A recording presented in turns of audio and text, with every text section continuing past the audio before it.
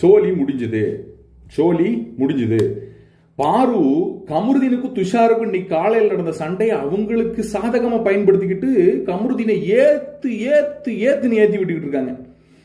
நீ அந்த மாதிரிடா, நீ இந்த மாதிரிடா, உன்கிட்ட போய் அவன் இப்படி பண்றான் பாடுறா அப்படின்னு உடனே கமருதீனுக்கு அப்படியே அவள நான் பெரிய ஆள் இல்ல அப்படிங்கிறாரு. கம்மு, பாருவை பத்தி உனக்கு தெரியல. பாரு ஒன்னு தூக்கி டயருக்கு அடியில ஒரு பெரிய லாரி வச்சுன்னா டயருக்கு அடியில வச்சுட்டு தள்ளி நின்று வேடிக்கை பார்க்கும். அது என்னோட ஸ்ட்ராட்டஜி அப்படின்றோம். கடைசியில புரியாம பச்சை பிள்ளையா இருக்காத, உனக்கு இருக்க சப்போர்ட் எல்லாம் நீ ஒன்னும் தெரியாம நடந்துக்கிற, உனக்கு இருக்க நீ ஒரு பச்சை பிள்ளைமாய் நடந்துக்கிறன்ற ஒரே ஒரு சப்போர்ட் தான் இருக்கு. தூக்கி சொருகிட்டு போயிட்டே இருக்கும். துஷாருக்கும் கமருதீனுக்கும் ஒரு சண்டை மக்களே. காலையில என்ன சண்டை?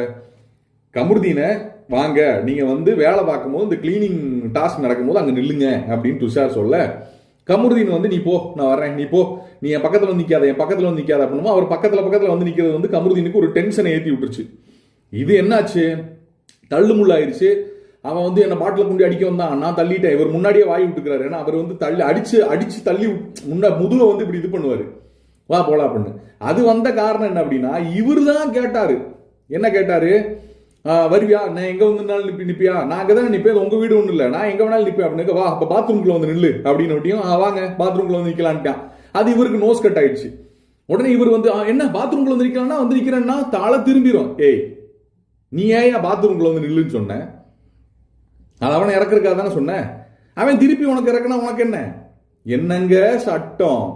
கமருதீன் மீசையில லைட்டா மண் ஊட்டி இருக்கு பாருங்க, மூலையில, அந்த மூலையில ஒரு மண் ஊட்டி இருக்கு, தொடச்சு இல்ல பார்வை தொடச்சு விட சொல்லுங்க, கரெக்டா இருக்கும்.